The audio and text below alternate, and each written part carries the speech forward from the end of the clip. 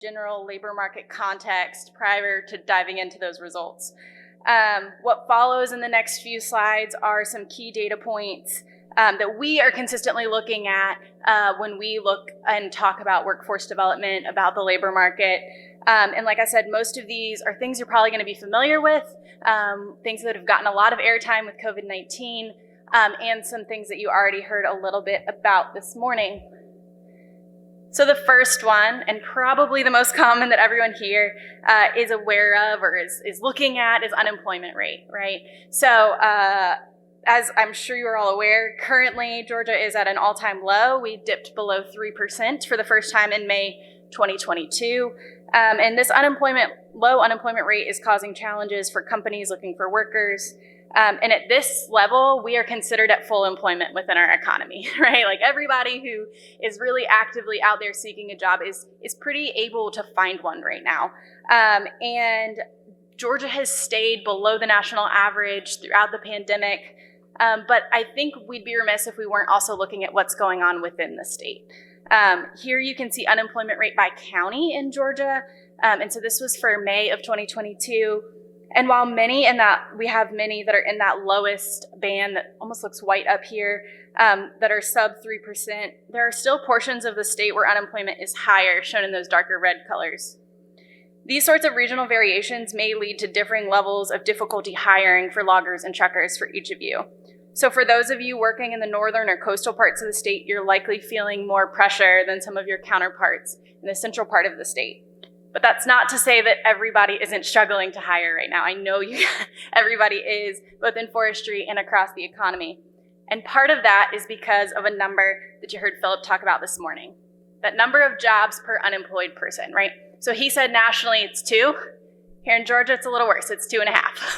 So not to lay on here, but there are not only very few Georgians that are unemployed right now and looking for work, but there's also just a large number of job openings right now.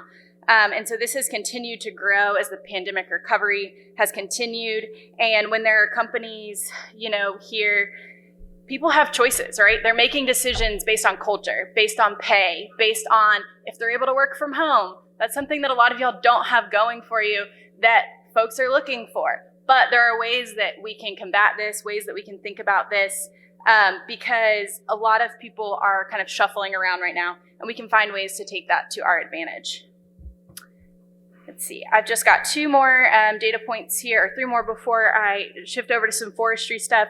But you heard, I think Governor Kemp mentioned yesterday, we have more workers in the state of Georgia than ever before, right? Our labor force is back up from where it was pre-pandemic and has grown. We have more people who are working right now than ever before. And so one way that unemployment comes down is by people choosing not to work, but that's not happening right now. We have more people getting off the sidelines and getting back into that workforce because there's the right incentives, there's the right job for them right now, or the pay is good enough to incentivize them back into the labor force. So that being said, we know there are still a number of Georgians who are on the sidelines or have barriers to work and could be re-engaged with the right incentives. This is important, especially as we think about our young workers, right? A lot of them struggled coming through college during the pandemic and don't really know what they want to do, and they feel more comfortable sitting in front of a Zoom screen and doing virtual work because they didn't get outside. They weren't a part of, that labor market during college or right after. And so thinking about this, I think, is really important. And I think both of my presenters will share a little more about kind of that younger workforce and how we can re-engage them. But that's particularly important because of this, our aging workforce. This is aging workforce for the economy as a whole. I will share what this looks like for forestry and trucking here in just a minute. But you can see that employment, this is between 2010 and you've got 2020 and then predicted forward to 2040. We are expected to see our employment and our labor force grow in the state of Georgia in the next 20 years. But most of that growth is happening in that 65 to 74 or 75 plus, that green and blue at the top.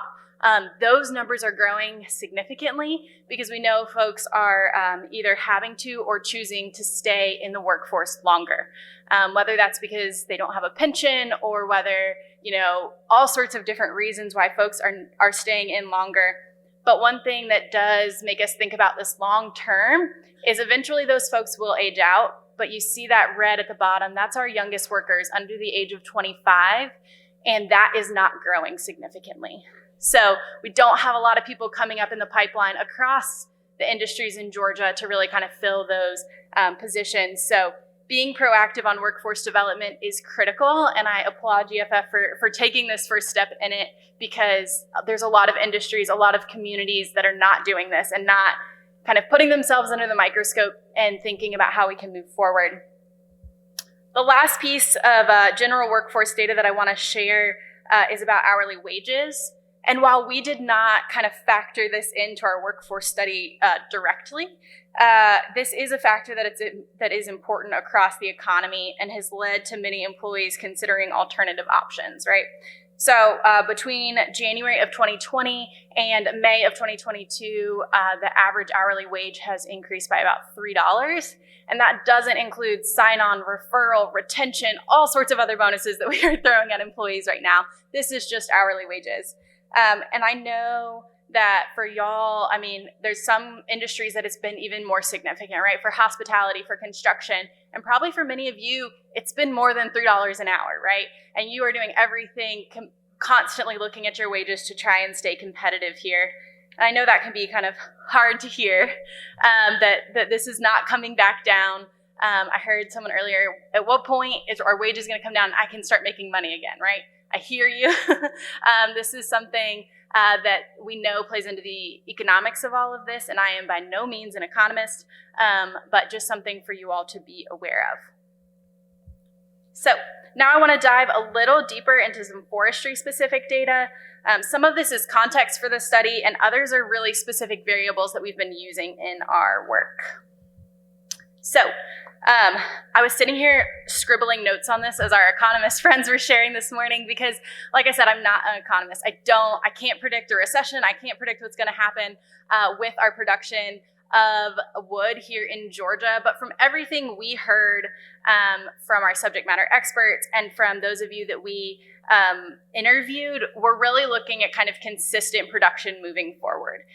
So we had to kind of figure out what this might look like. And we know that there's a lot of other things that play into this, right? The construction industry, those housing starts we heard about earlier. But for us moving forward, you will see all of ours is based on an assumption that we are pretty much remaining consistent over the next 5 years as we think about production. And so just keep that in mind. If y'all are of the vein that we're going to be growing a lot, then these are minimum numbers, right? If you think we're going to be shrinking, then these are maybe maximum numbers. But this is just really kind of where we are thinking right now based on that assumption.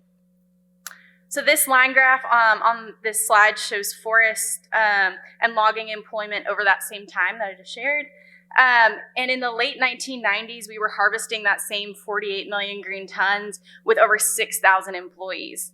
In 2021, we were able to do that same amount of work with around 4,500 employees, right? So our industry, our workforce has shrunk, but that hasn't had significant limitations on how much we're able to produce. And the table on the right shows some of the data that also speaks to this efficiency increase, and I will give Dr. Joe Conrad at Warnell a shout out. This is from one of his papers and some of the research that he does surveying our foresters in the state. And so in the late 1980s, the average logger was harvesting less than 4 tons per man hour. And by 2017, that number had nearly doubled with nearly 6.5 tons per man hour. That being said, a lot of the folks that we interviewed don't see significant efficiency increases in the future, right? We've had a lot of good efficiency gains from improved technology, equipment, automation that has kind of helped, but we don't see a whole lot of that going forward. So we're kind of assuming that 6.5 tons per man hour. Now I want to get to that aging workforce, right? So one theme that we heard throughout our conversations was that this aging workforce. Here you can see the percent of employment by age bands here for forestry and logging in green, and then for all industries. So you can kind of see how this stacks up. So over 50% of the forestry workforce in Georgia is over 45, and over 30% is age 55 or over. And this is in contrast with less than 15% in that lowest band, in those that 25 to 34 group. So you see, this is really for all forestry. So this is crews, this is company owners, this is everybody that's kind of in that industry as a whole. And we know there's some differing ages depending on who, kind of what role you hold. And we know the research tells us that company owners are driving some of that older employment. And while this is concerning, we are seeing that the industry is kind of shifting to accommodate that change, with companies taking on more crews as owners retire or sell their crews. But for the long-term health of the industry, it's important to focus on recruitment of that younger worker. And if I want to also show you what this looks like for trucking. So this is similar data, with the trucking being in blue and then all industries in yellow or tan. It's no surprise to me that that under 25 is really, really small. We know there's limitations with CDL and et cetera. So that group, not uncommon to see that in the trucking industry. But we do still see those larger blue bars in the 45 plus, 55, and even in 65 there. So this is for the entire trucking industry. This is one limitation that we have come up across in our research. Truckers are truckers no matter what they haul, according to the federal labor statistics, right? So there is no way to specifically call out a log trucker separate from somebody who's driving from Amazon. So that's something that's hard. So a lot of this data you'll see is for truckers in general, but where we can, we've kind of gone a little deeper. And then this is looking at all three of those together, so you can kind of see forestry, trucking, and all industries there. The other reason I bring up the aging workforce is because this is one of the major factors in occupational turnover, which I'm about to talk about. So national turnover data considers people transferring to different occupations as well as labor force exits. Historically, turnover in logging occupations has been relatively low at about 8%, but according to the Georgia Department of Labor, long-term employment projections is expected to increase to over 15% in the next few years, primarily because of exits like retirements and individuals leaving the industry as a whole to pursue alternative careers. When we look at turnover data by age, we also see that the older workforce that has traditionally been a really stable source of labor and have had low turnover rates, they are aging out, leaving a lot of younger workers who have higher turnover rates when it comes to this industry. So this is why we see that turnover rate of about 15% continuing beyond the next 5 years, and that being a long-term factor that the industry needs to figure out how to grapple with. And so these last few slides and that turnover number are probably feeling a little discouraging right now. But I do want to share some good news on the logging side. Quits have significantly decreased in the last 30 years. Likely a combination of that shrinking workforce that I talked about a little bit ago, but also potentially due to technology investments that have made loggers' jobs a little easier and provided amenities like air-conditioned cabs, and this has really cut down on the number of quits. Folks, not getting burnout being out in the hot South Georgia sun day in and day out. On the trucker side of the industry, quits have remained relatively high, and turnover is expected to increase from about 10 to 12.5%. And I know some of you probably want to throw rocks at me right now, and I'm glad I'm behind a podium, for claiming that turnover is only in the low teens. I feel you, and I know at the firm level, you're probably feeling it at 50+%. But the reality is that we've got a lot of churn within our trucking industry. So that 12.5% are those that are leaving the trucking industry as a whole. That is not folks that are moving from company to company for an extra $1 here or an extra $1.50 there. So these are really, that occupational turnover are folks leaving that industry altogether. And so we were able to kind of validate this in our interviews and talking with companies. We know that somebody's going from our logging company to this other logging company, and they're not leaving the industry as a whole. We also know that there are some future developments in certain parts of the state. I won't name names, but large announcements near Savannah and the west side of Atlanta, you all know what I'm talking about, that are going to put even more pressure on hiring, especially around truckers. Right, we're going to feel a lot more pressure in those particular areas in the coming months and years. One other variable that I feel like is important to mention is truck weights. We've heard off and on about this a little bit today, but this can have a significant impact on the number of log truck drivers that we need in the state to keep things going. While we have come to find that truck weights, both gross and tare weights, are by no means uniform, there are common numbers that can affect these calculations. Historically, Georgia log truckers have run at about 84,000 pounds, but in recent months, with that executive order that Governor Kemp mentioned last night, a lot of you all and your contractors have been able to run at 95,000 pounds. We know that not all trucking companies are taking advantage of this, or so we've heard in our interviews, but this has increased trucking efficiency by nearly 10% in the short term. And so, as we look at these numbers moving forward, we're kind of putting a high and a low on some of our values because we know that there are policy changes here that can impact what we need on the trucking side. Finally, I want to mention that much of the research we did not show any meaningful difference in tare weights for trucks in the last 20 years, which we found interesting. We think about that efficiency gain we've seen on the logging side. We haven't necessarily seen as much efficiency gains from lighter trucks in the last few years, and this may be a place that our companies can invest a little bit more and gain some efficiency and maybe not need one or two truckers. And I know that seems like a very small thing, but across the state that can make a big difference as well. So the part you all have been waiting for, I'm going to grab a drink of water and make you sit on the edge of your seat for a second longer. With all that background information in mind, I want to share some of our initial kind of draft findings here.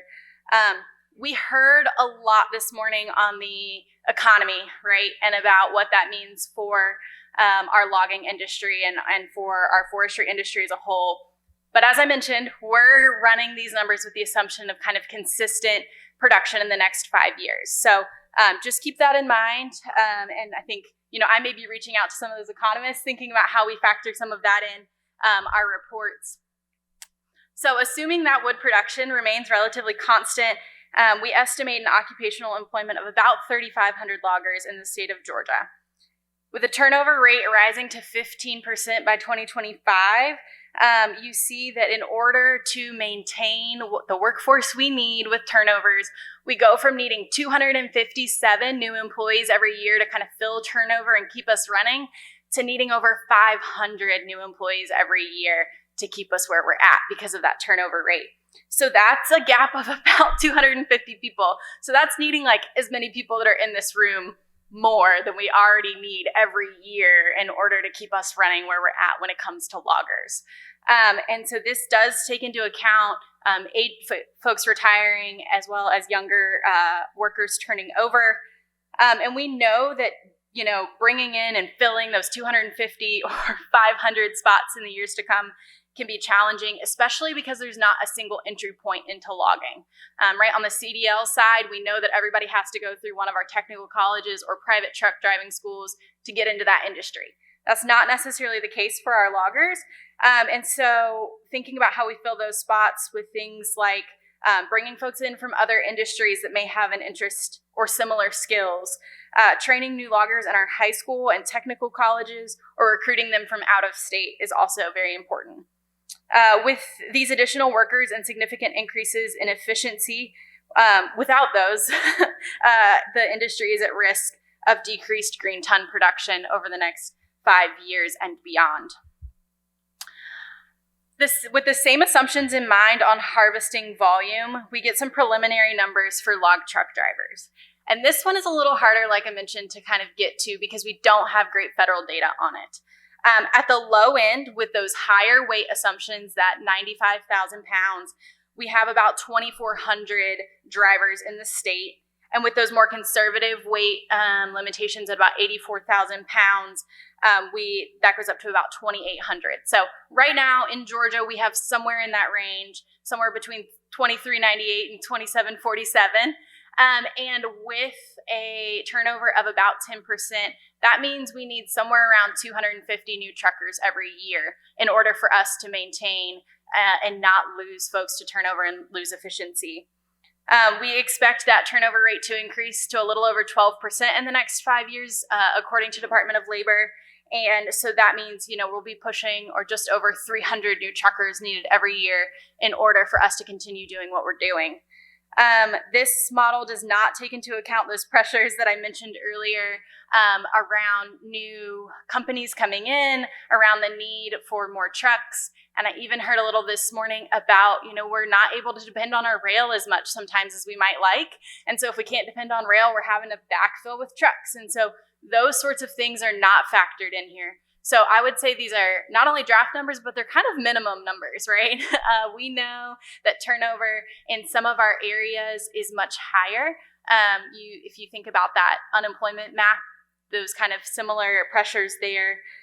But the one thing that I do think is a really good news story on this trucking piece is that recruitment is a little more streamlined, like I said, coming out of the technical colleges and CDL programs. And we've heard that quite a few of you are trying to get creative in this space, right? We know that insurance is a really big problem on the trucking side. We've heard a lot about that.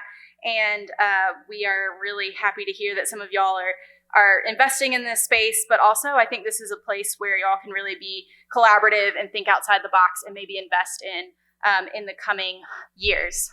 So bottom line for harvest and haul and these main two occupations. And like I said, I know there's other occupations in harvest and haul, but assuming no major economic or industry changes, we predict the numbers up here, right? So about 523 loggers per year and about 318 truck drivers per year in order for us to maintain where we're at. So I think Commissioner will talk a little more about some of the programs at some of the technical colleges that'll directly feed into these, whether that's some of the log or the trucking there. But I also am excited to hear from our friends at Department of Education about what we can be doing even earlier on to get folks interested in this and exploring forestry and trucking in high school. So I'm sure they'll both share a little bit about that. And I think that is about it. We are wrapping up our first one. And I will tell you, we've got some data folks that are really working on crunching similar numbers for regions of the state. We were really focused on kind of getting a statewide picture for you all for this weekend. But we are really trying to figure out what that need looks like in different pockets for the final report. So stay tuned for that. And just a reminder, if you get a call for us on one of these other two areas that are coming up, we really appreciate any insight you have to help us there. But we really hope this research can be helpful to GFF, GFA, as well as each of you as you navigate the challenging labor market and the future of this industry. So thank you.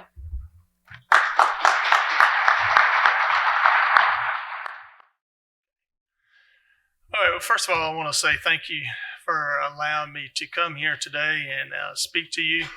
I was given the charge of trying to tell you how Georgia agricultural education can help with the pipeline of workers in the forest industry. But I'm also here to tell you that every Sunday after church, I hear about this because I'm married into a logging family in Effingham County. If any of you know Jerry and Joe Burns, Jerry was my father-in-law.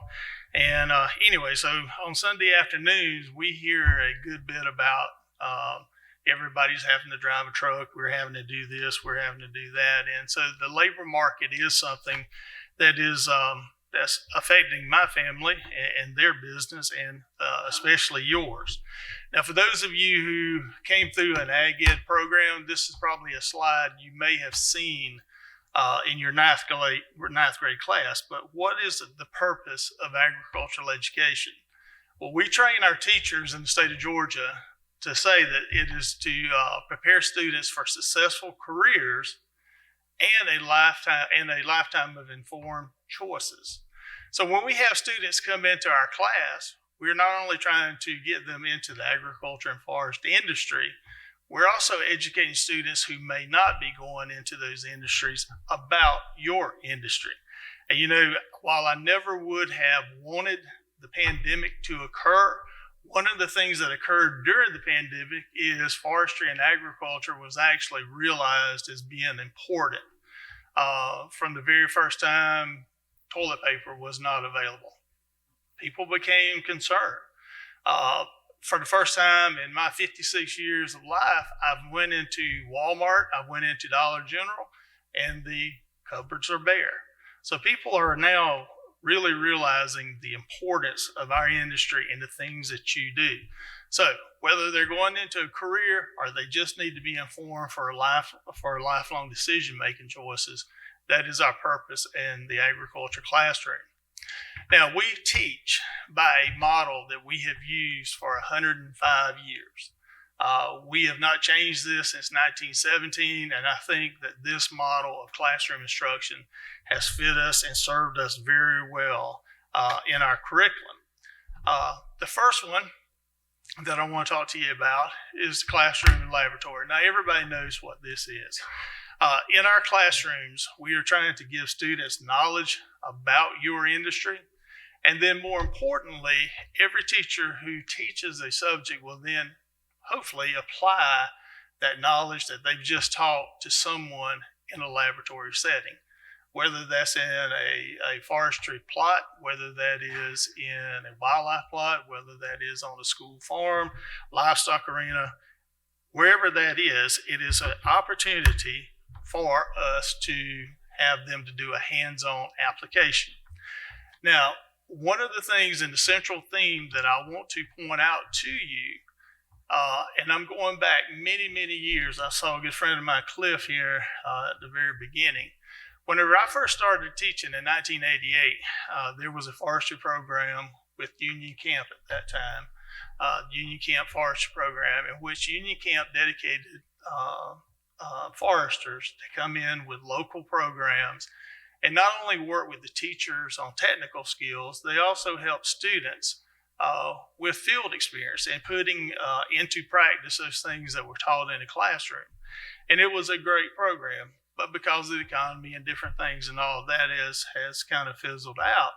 But one of the greatest things that are the theme I'm going to talk on today and leave you with, if you want to get students into your industry, you have got to get where those students are. Students today are very different than they were in 1988, and I don't have to tell you that.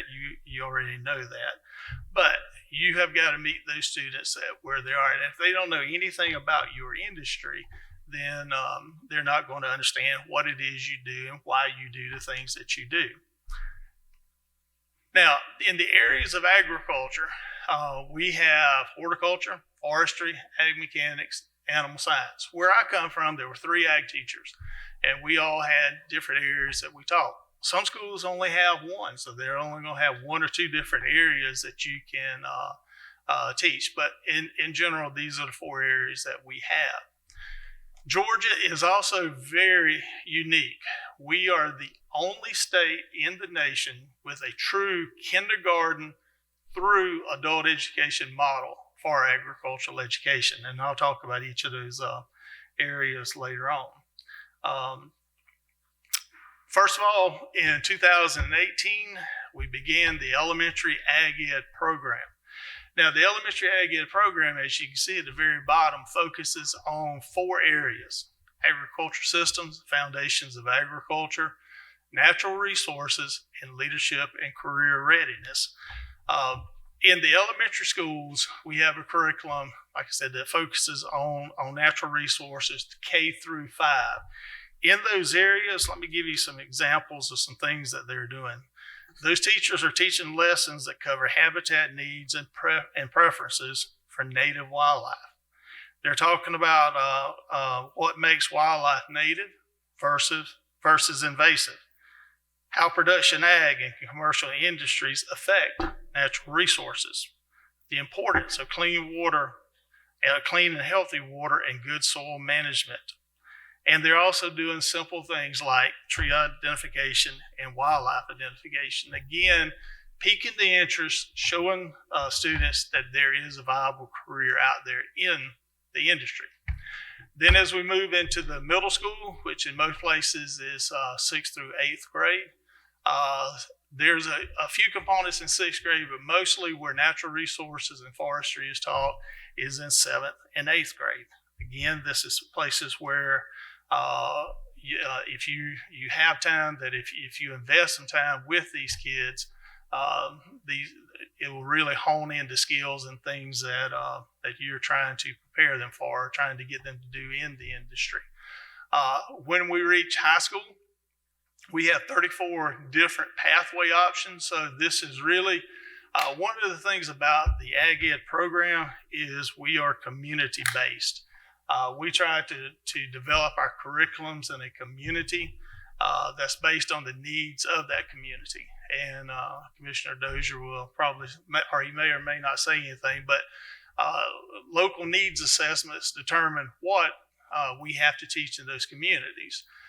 So if you look here in Georgia, we have 8 different pathways that are available to students.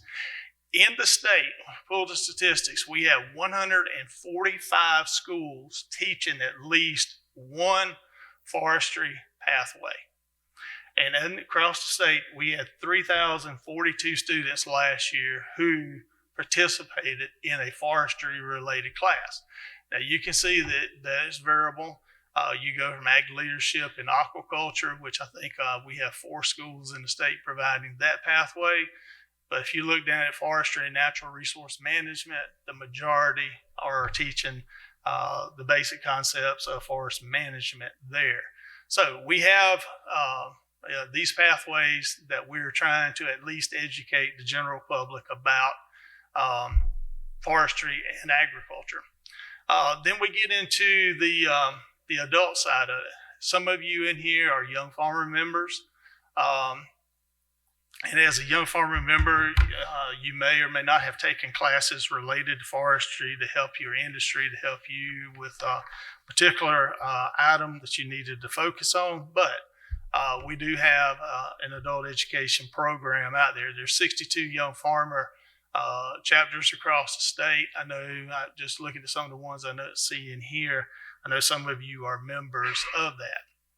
And then we have the FFA component. And I think as far as agricultural education, this is the one area that most of you know about, have been a part of, or at least had something to do with.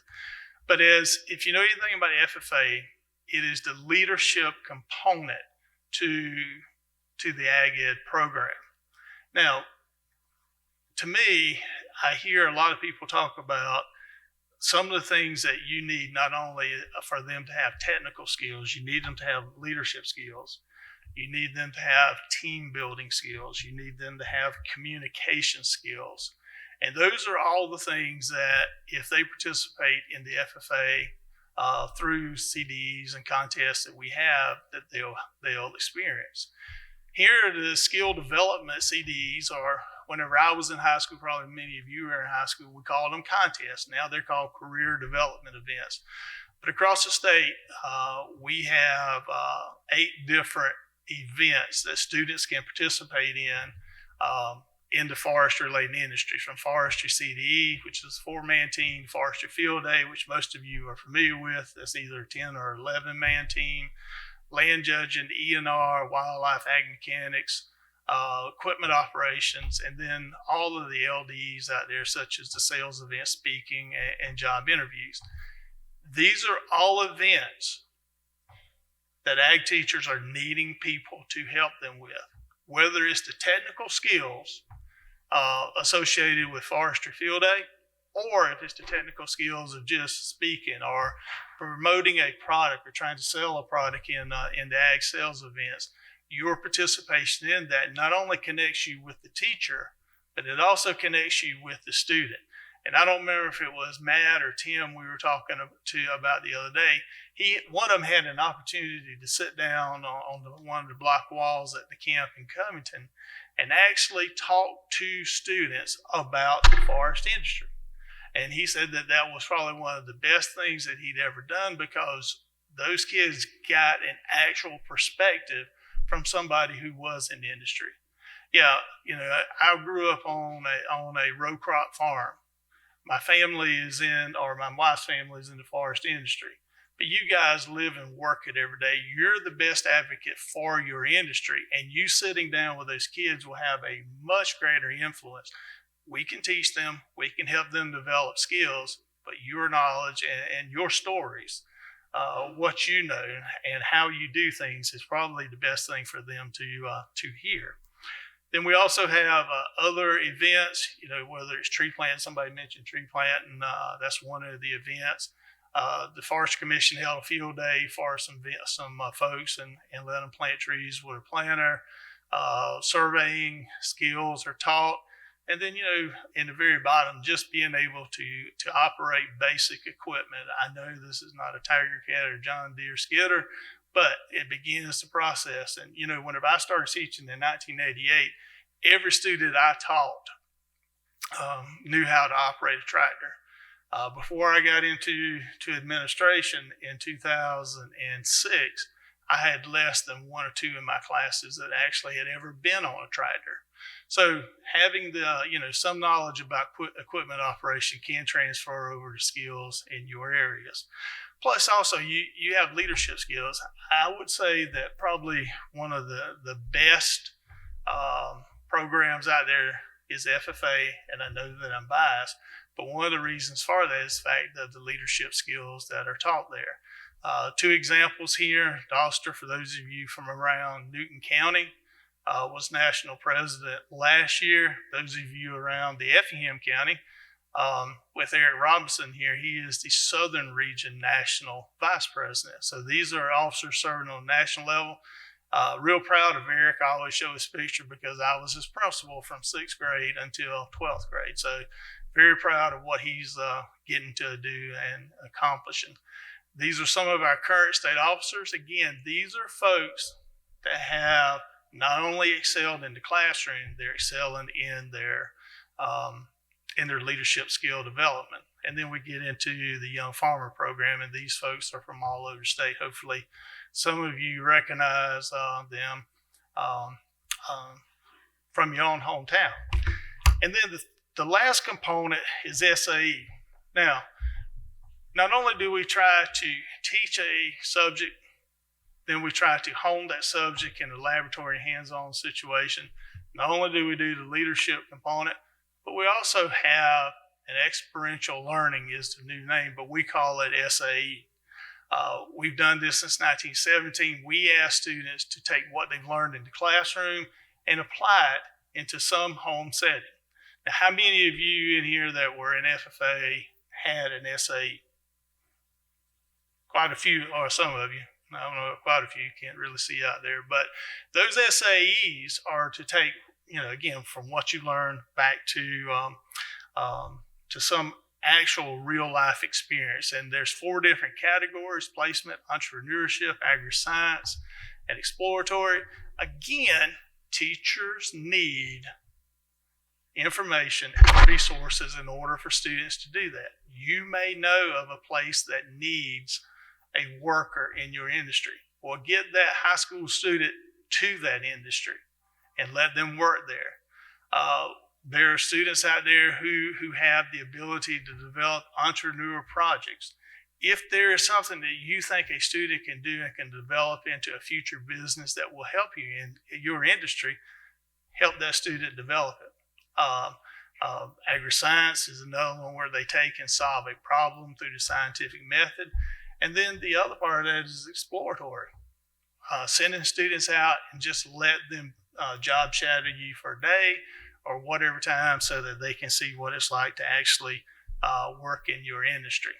Now, all of these, again, I said before, even though most of you want some type of technical skills, I've been told that you can teach those technical skills, but the one thing that you can't teach is soft skills.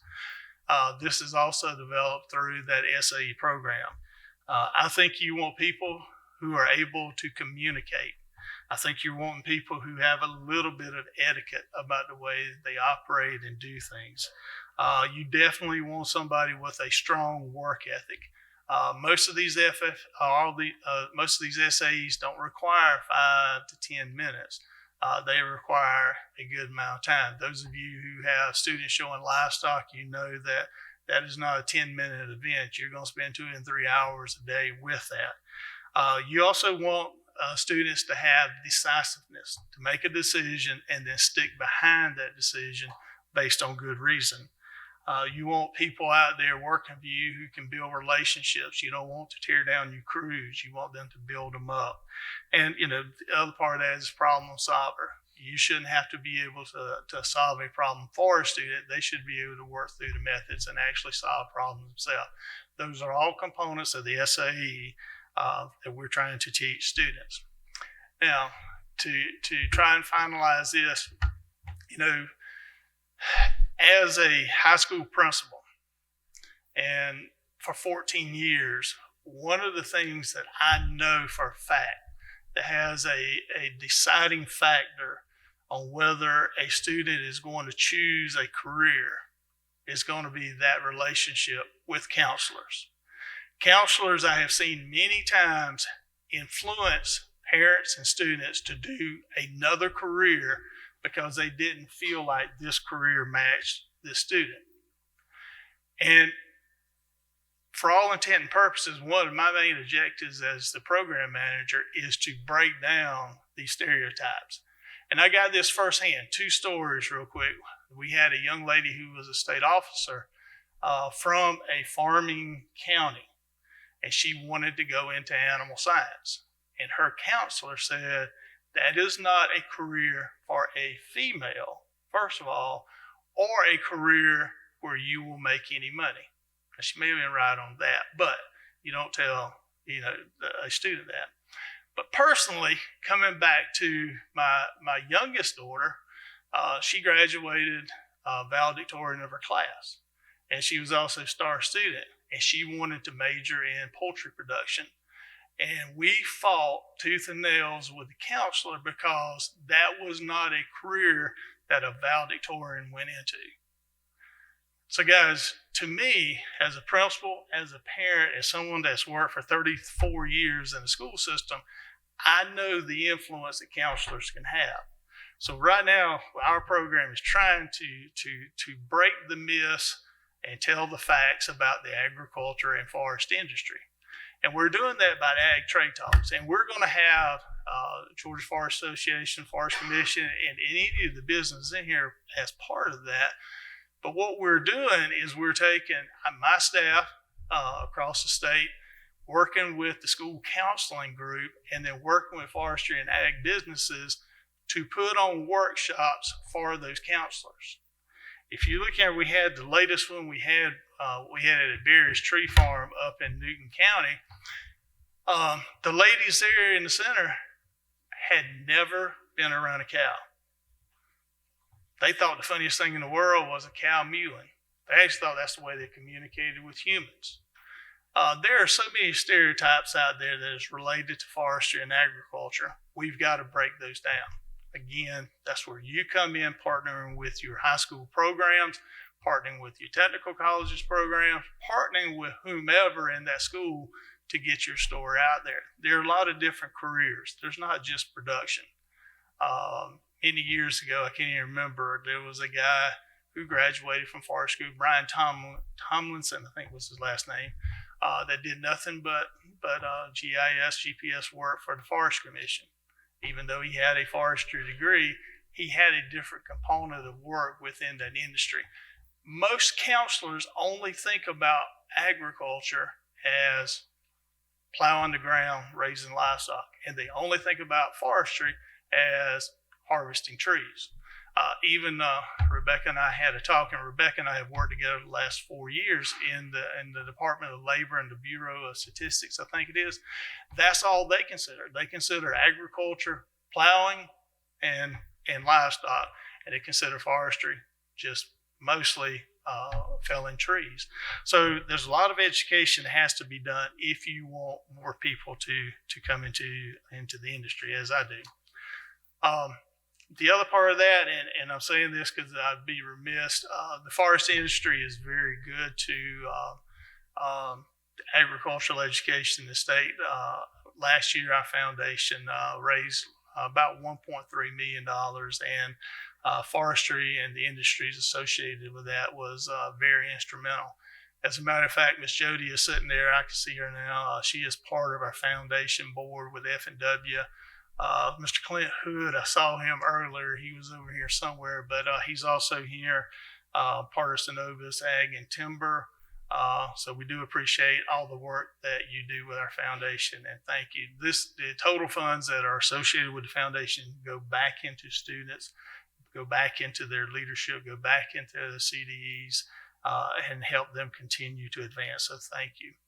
So we think we have a proven model: classroom, laboratory, SAE, FFA. And with that model, we're hoping to build tomorrow's leaders that will grow the communities that we live in. And most of all, by doing so, we're promoting the nation's largest industries, which is agriculture and forestry. So I want to say thank you for allowing me to be here.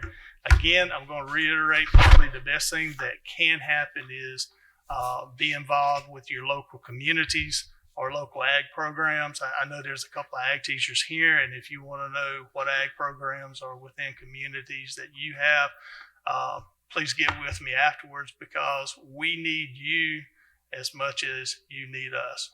So thank you again for letting me be here.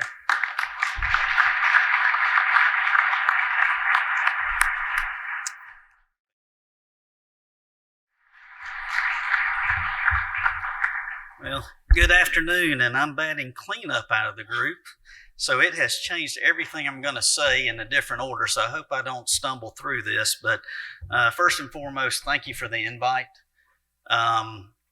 Good to see Mr. Nimmer down here. He's had a lot to do with TCSG, and obviously we've worked together in a number of agencies, as I can't keep a job and travel around the state of Georgia. But just a phenomenal opportunity to be here with you. One thing that I'll hit on a little bit, and I really want to really drive into this, is we're in a blessing right now with this panic on workforce. And what I mean by that is we have a chance to really set a foundation for the future. And what you heard in a lot of these presentations is a changing dynamic of the age of the future worker. What are the skills need based on technology? You mentioned that, and I'm going to bring that up in a minute, that you're not working folks to death. You've got a operation that has air conditioning. The manufacturing plants are not manufacturing like we think they are of the past. Robotics, megatronics, all of these things have changed how we actually conduct business. And what that means is as I heard earlier, yes, you would like some skills, but you don't have to have skills. I would love to see not just this industry, but so many other industries. Let's have a framework. We can't do that today because we don't have that natural pipeline. Let's have a framework where we actually push those skills a little stronger, all the way from K-12 through the hiring at the job, versus kind of where we are today. And we've kind of gotten hit. It's the greatest thing for TCSG. But we've kind of gotten to this point now where today I'm speaking to you, tomorrow I'm speaking to aviation group, the next day I'll be speaking to a hospital group, and it's the same conversation, which is very refreshing and scary at the same time, but it puts us in a position really to have the future pipeline that we're looking for. A little bit about me. I was very, very blessed that Governor Kemp allowed me to join TCSG January of 2020. March of 2020, we had a little pandemic hit. And as you can imagine, it really has just changed everything. Just kind of the not knowing and what's happening. And I'll talk a little bit about the folks that were enrolling in TCSG up to the pandemic, what we're seeing now, and really where we see us going in the future. And so that'll be really critical as we look at workforce of the future. Also, when you look at my career, I feel like I've been blessed. And I really want to say this about Andres and the rest of the group at the Forestry Commission. I had the blessing to work in Governor Kemp's administration his first year. And I want to let you guys know out there, he was at the table each and every week in the governor's office. We met maybe 2 or 3 times while I was in there, and I know he was meeting with others. He represents this industry well and really promotes you each and every day. So thank you for what you do for Georgia. The other thing is I've kind of jumped around, and it gives me a chance to see different views from different agencies. And I really hope that helps me at TCSG as we look to really partnering, really hearing what your needs are and how we can meet that need. That's the message that I continuously give is, while we've been doing this a long time at TCSG, the way we're doing it may not be the right way. And I'm going to talk about a few things that we're actually changing right now that I think is going to help this industry as well as many others. The last thing is that I wanted to say before I kind of went into it, and I kind of just want to brag a little bit. I am a native Georgian from Covington, Georgia, Newton County, and we all should be proud of where we live, right? I hope you guys are proud of where you live. But I don't have to do a lot of bragging because it was done for me up here before me. If you heard that, we talked about the FFA camp. I live just a few miles from the FFA camp. I actually grew up before we started having all these issues with folks can't use state property to have fun on. As a kid, we used to actually have outings at the FFA camp years ago. So I actually feel like I grew up on the camp. Mr. Melvin that was down there years ago actually went to church with us, and we had homecoming events down there, and I think he got in trouble for that, but that was a long time ago. But his son Scott's now a teacher down in, is it Berrien County? Down in Berrien, and Scott and I grew up together. But you also showed up a young man that I'm going to challenge you guys to use anytime you can, Doster Harper. How many of y'all have seen Doster present? If you haven't, you need to just Google him, pull him up, watch him, and then find a way to really interject him into telling your story. He's a young man. I am proud of him. His family lives just a few doors down from me, and I grew up with both his mom and dad. But Doster, I had never heard present until a couple of years ago. And when I heard him, I thought, man, that is a bright future for this state. And everybody in the ag industry, whether it's timber, farming, others need to reach out and touch him and use him to tell our story. The other thing you had up there was Berry Tree Farm. And Charles and Chuck, there was a picture of the father-son there. But just an incredible family. You'll see their trees all over this state, some in the mansion, some in the governor's office. But there is a big connection to my hometown. Like I said, I grew up and really just love our local area, and I hope you do as well. My connection to the forest, to the timber industry or forestry. Tim, are you in here? I haven't seen you. There you are back there. You know, I want to give Tim a lot of kudos. When he took over, he immediately reached out and we started talking about different opportunities. And one of those I'll mention throughout here is, you know, we're looking at mass timber. How does the total picture of timber and wood and everything come together?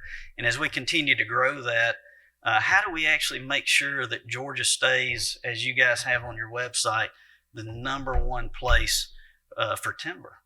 And I really think that plays into being the number one place to do business. You know, we brag about that a lot. I wasn't here last night to hear what the governor talked about. But we need to all be proud to be the number one place to do business. But when you dig down a level below that and you start seeing what we're number one in so many areas, this being one of those industries, that's why we're number one to do business. We can't be number one to do business if we don't have the workforce. So we're here to talk about workforce. I'm proud of what TCSG does to do that. So I believe TCSG is a big component of that. But I believe as you look at our hospitals, as you look at our industries coming in, as you look at our timber industry, as I mentioned, we are number one in so many areas. And as I looked at that, it was just amazing to see the numbers that you guys have. 36.5 billion industry, 22 million acres of working forest. We don't always talk about how many areas that hit, but whether it's harvesting, land management, the mills, manufacturing, travel and commerce, there's just so many connections as we look at what we do at TCSG. As Andres said, we have 22 colleges and 88 campuses.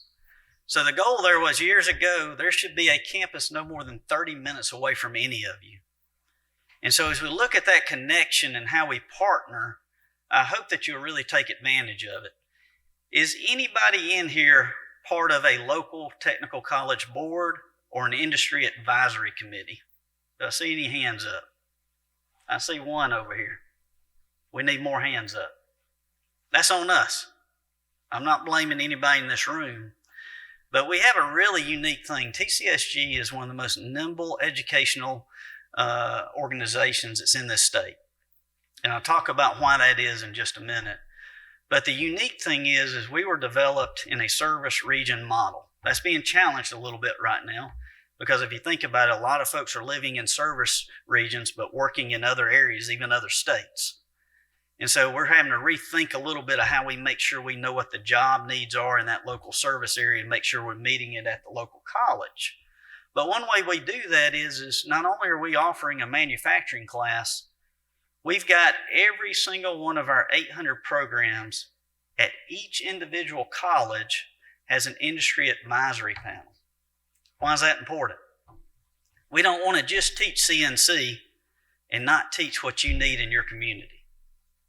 So as you have a mill, you have any type of operation out in our industry, we need to make sure that whatever coursework we're doing, whether it be a forest timber harvesting, which we have a couple of those programs, we need more, but we have welding, we have CNC, we have all the different skills training that you need, PLC, all the different things you need to keep everything running is going in your local community. And while we're going to teach the same core class in there, we're going to mold it to those that are hiring those students. And so we'll reach out, but reach out to that local college and offer to be a program advisor.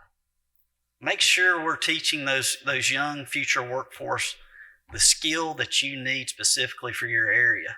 And that's what makes us so unique. When you look at our student, our average student is 26 years old. Why is that important? Just a few years ago, the average age of our student was 36 years of age. Kind of goes back to what I talked about earlier. Our students were getting out, either not going to a 4-year university, starting to work somewhere that wasn't the career they wanted, got laid off, the economy dipped, they had to be reskilled, and we weren't finding our student until they were later in age.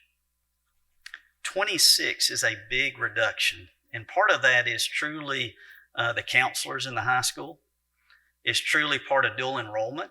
As we look at dual enrollment, and I'll talk about that in a minute. It's also young people realizing the value of a skill. See, 56, and this is an old stat, so I don't know what the newest one is, 56% of the jobs in Georgia require a person to be trained above high school but not have a 4-year degree, to have some type of skills training. This is before the pandemic. Only 42% of our population was getting that training. We already had a gap.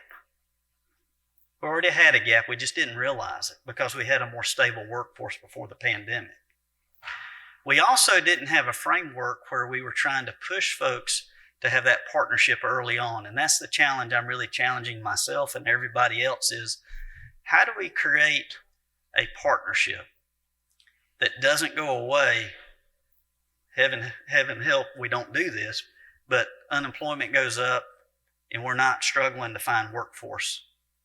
We need something stable so when this issue comes, like it did through the pandemic, that we have a pathway of folks coming into the skilled labor force. I also want to go back to a chart that Rebecca showed, and it talked about the younger population being kind of stable in the future, right? The neat thing about the reduction in the average age is we're starting to get that younger population trained at an earlier age for the jobs we need. One of the things that we all know, I talk about it all the time too, I'm getting old.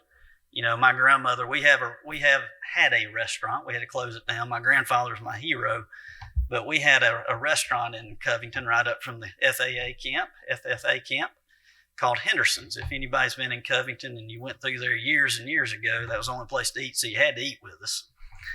But, I had to start working when I was about 6 or 7.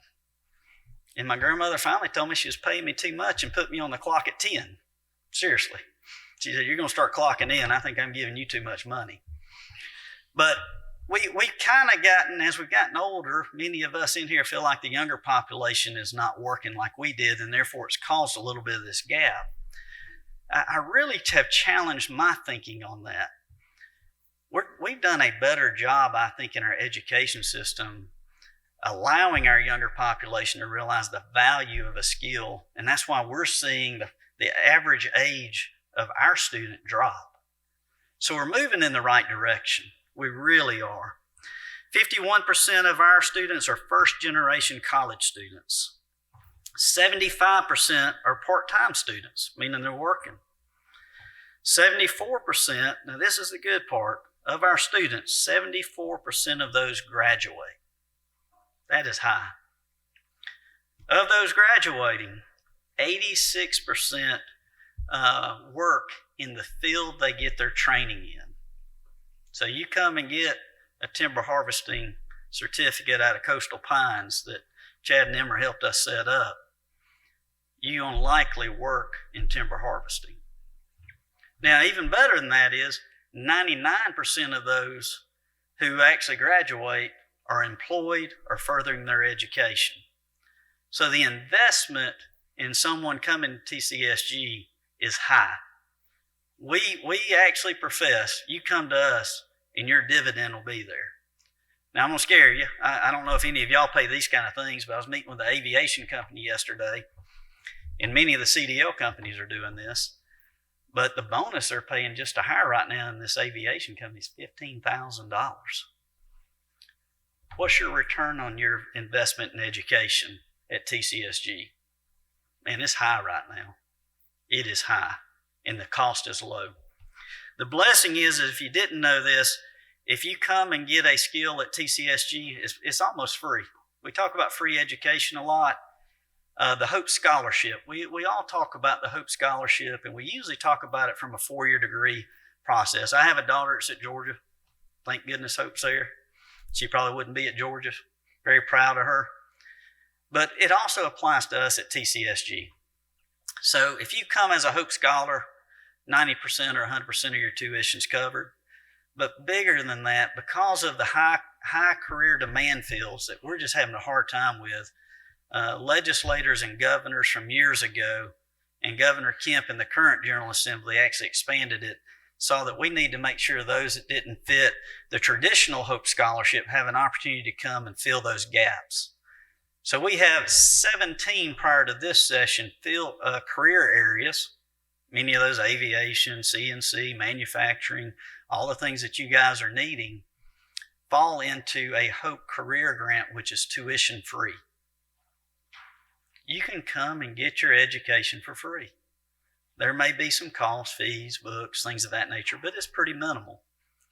When you look at it, even if you had to pay for it, we only charge $100 a credit hour. And so we've been blessed to have a lot of industry scholar folks. And that's one of the things that I don't know how that fits in this industry. And I'm going to talk about 2 pathways in just a minute that hopefully you guys will consider as you move forward. When you look at how we're broken down, we serve over 300,000 students a year. Just to give you an idea, the USG system serves about 340. So we're pretty comparable in number of students. Now, I don't want to, that's usually a 4-year, 5-year pathway. We have a lot of folks coming in for 1 semester, 2 semesters, up to a 2-year degree. So we're seeing our students churn a lot quicker, not with us as long as USG. But when you look at it, we have the traditional pathway of credit, someone who leaves with a certificate. About 133,000 of those students of the 300,000 are going that pathway. We also offer the adult education. That's something we need to realize. There's over 1 million Georgians that do not have a high school equivalency. And so we have got to make sure, with automation taking over, that we don't forget about that workforce. And how do we get those individuals, those 1 million individuals who are not necessarily at the level they could be helping us with our workforce, how do we get them where they need to be?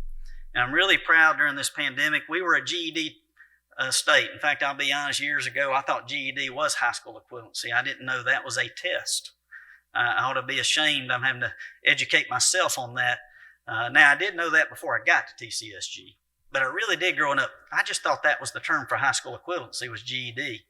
But it's really like the SAT, ACT. And in Georgia, we now offer the GED and we offer the HiSET, which are your 2 testing models. We also offer something called Career Plus, and this is important for a number of reasons.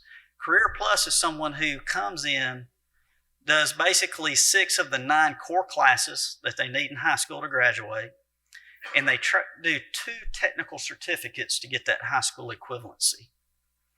That allows them to come out with that high school equivalency and move on. It is recognized in TCSG and USG as a high school equivalency, and they can move forward with their education. But also in the job market, it gives them that equivalency. Why is that important? A few years ago, the General Assembly passed something called Option B. It's a pathway for high school students who were not planning to go to college. Doesn't that sound terrible? Option B, we've been trying to figure out how to remarket that. But Option B is exactly what I just called Career Plus. Is a student who wants to go into a skilled area with that high school diploma. Why is that important? It's important because it's opened up a door.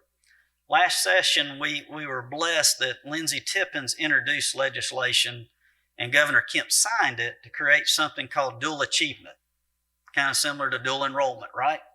But dual achievement is the opportunity for those individuals who do not want to graduate from a high school or are unhappy at the high school they're at, but want to track on a technical pathway. They can now transfer from their local high school into 5 pilot technical colleges and still get the high school diploma. And so as we move into that, it just continues with that opportunity of skill and workforce and trade. And most important, making sure we don't grow that million individuals that do not have a high school equivalency. A couple of other areas that we do is our WIOA grants. You have 19 local workforce boards. We need to make sure if you're not plugged into there, we need to make sure your jobs are plugged in. What that means is each and every local area has a workforce board. Somebody who's underemployed or unemployed can go to them, and there's monies for training to get them employed. If the jobs, and I'm assuming they are, if the jobs in that work area are considered a livable wage and that local workforce board votes on including that, there is a pathway for training for individuals living in your community, and it'll be a direct pathway into your workforce. So if we're not plugged into those 19 workforce boards, we need to get there. And that's something your technical college can help you do as you reach out to them and actually get plugged into those advisory boards on the local community college, technical college. The other thing we do is quick start training for those new companies. And then the big one is customized training, and that's really important. About 80,000 of those individuals we touch are what we call customized training or continuing education. What does that mean? Give you an example. If somebody's having a problem, and this is real customized, but you're in a warehouse and all your employees keep knocking down all the stuff stacked up, making left-hand turns on the forklift. This is real customized, but it's about as simple as I can say it. We can come in and actually train folks to make left turns without knocking down stuff. Now, let's get more sophisticated. You're having a real problem with the glitches on your computer system keeping your manufacturing plant going. We can come in and actually do some customized training specifically in your manufacturing plant to make sure that we know how to troubleshoot and solve those problems and keeping you running, because that means it's costing you money. But we also can do more generic type continuing ed classes that get somebody a skill that just gets them employed. That's really important because that's where we're changing things. As we know with the workforce struggles, and this has been going on for a number of years, there's a call to get folks to the workforce quicker. That means in many cases, our companies, our students, our communities aren't willing to come and commit 2 years to get a 2-year degree. But they are willing to come in and learn how to lay a welding bead and get a job and then grow their skill. So we're looking at something, and you'll hear it termed micro-credentials or a badger system. And we've launched a pilot down in Savannah with multiple other colleges. And what you'll find is we're going to figure out how to get a smaller credential. That's a good thing for multiple reasons. One, a lot of folks don't know what they want to do, so it'll give them a chance to come in and in a 4-week time frame, 6-week time frame, depending on that micro skill, learn if that's somewhere they're interested in. But number 2, we do a lot of prior learning credit now, meaning you come in and you're not going to quite get that technical certificate, that degree, or that diploma. We usually say if you come back to us, you need to work on that certificate. Well, if you come in and get a micro-credential or a badger on welding, we'll give you 1 credit hour toward that total system on the front end or guaranteed when you re-enroll. That's something new to us, and we're still unpacking So we don't have the answer there, but it's going to pay dividends to both our technical college system, but actually the workforce as we continue to grow.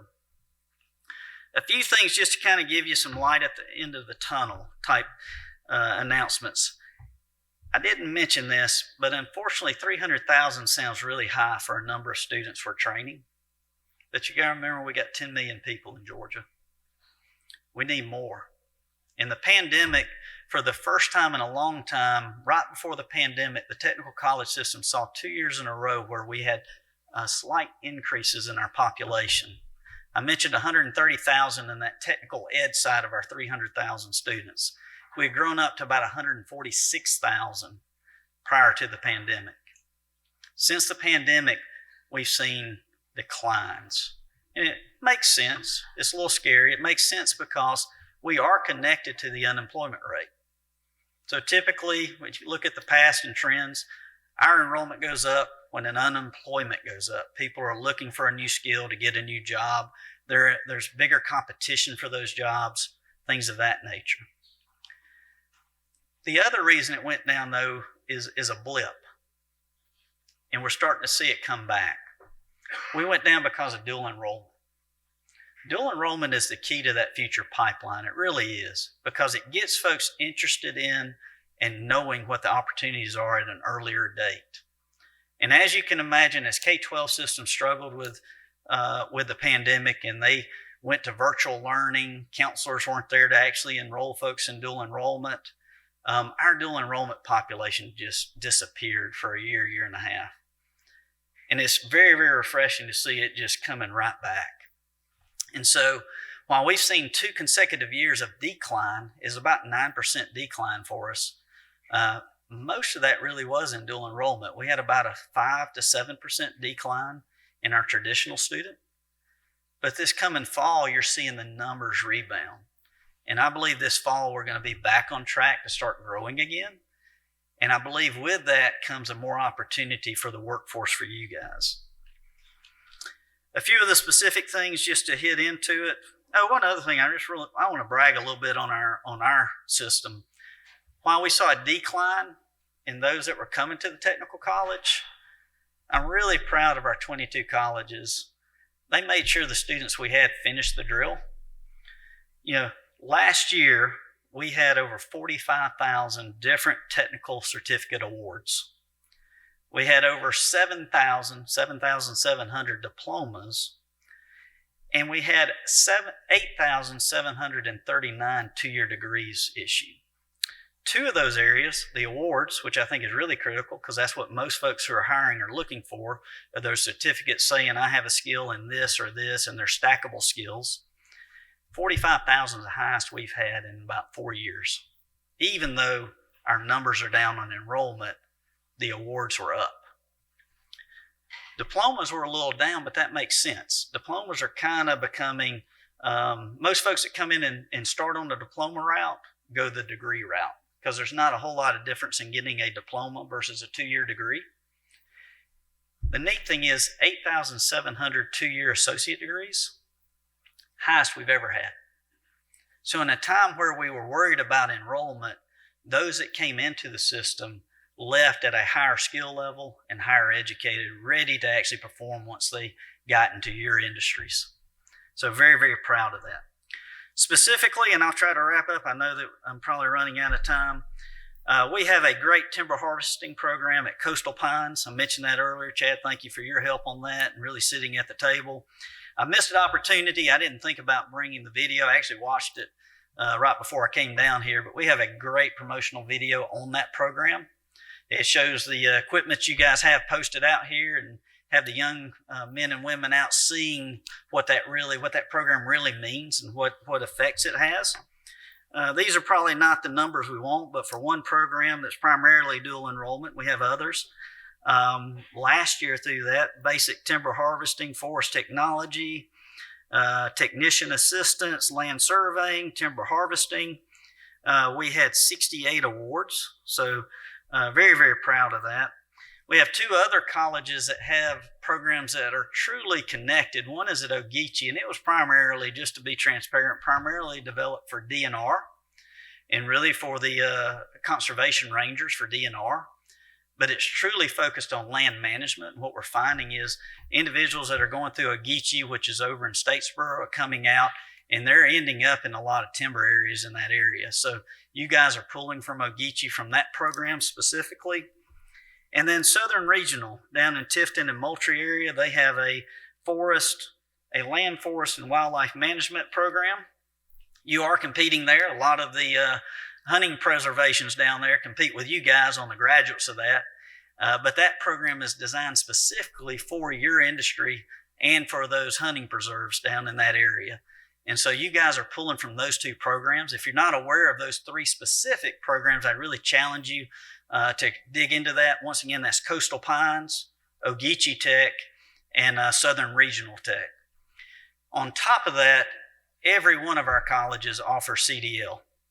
I know you guys are getting hit. Once again, Chad and I talked about that 2 years ago, probably when I first got in this job. And I know that this 1 year experience is really just killing you. It's killing so many of the industries looking at CDL. The great thing, we talked about this and we're still open to it. How can we help in that area? We're willing to create the nimbleness of TCSG is we can create programs really on the fly. It does. If we decide it needs to be a credit program, it takes us about 9 months to launch it. But if we just decide it's going to be a non-credit program where someone comes in and gets educated and it's recognized by the industry, or in this case, the insurance providers, we can do it just like that. And so we stand willing and ready, and we've had several meetings with Department of Insurance. They're open to it. We just got to get the insurance industry open to it. Is there some training that can augment some of that experience? And we're standing and waiting for that. When it comes to CDL, these numbers are not what you want to hear. They are very thankful that during the pandemic, we've seen each year the numbers go up. But in CDL last year on the credit side, we graduated right at 1,400 graduates. On the non-credit side, which you still leave with the CDL license, the non-credit side just means you did it in a much more rapid pace, and more than likely it was industry sponsored. And so we were able to bring in a program, actually charge the actual cost of the program, but get folks through it and get them out in the workforce. We did about 400, so total about 1,800 graduates in our program. We believe we're going to be able to almost double that number this current year. The governor really gave us a blessing. He gave us over $8 million to expand our CDL program. On top of that, we were very blessed that Coca-Cola came in and gave us another $1 million in order to actually hire some instructors. So the grant monies the governor gave us went toward expansion of the pads, buying some equipment. Coca-Cola came in and gave us some money to hire instructors. And so we really are looking forward to this year for that growing. We've also expanded that economic development side of things for specific industries who come in and want to pay for one-off classes. So we think that's going to grow. And a whole lot more I could talk about, but I'm gonna hush. I see the boss standing up here, and I just thank you once again. I'll end with this. Branding is important. Branding is very important. And TCSG, I believe, has a great brand, but I think it's an unknown brand for most. And so as we partner with, whether it's the timber industry, aviation, whomever I'm sitting at the table with, it's important to me that we're meeting the demands of those we're serving. And that way, your brand and our brand coalesce and are getting out there and seen for what it is, and that's providing the workforce of the future. I should have brought my mission for you. Our mission is the workforce pipeline.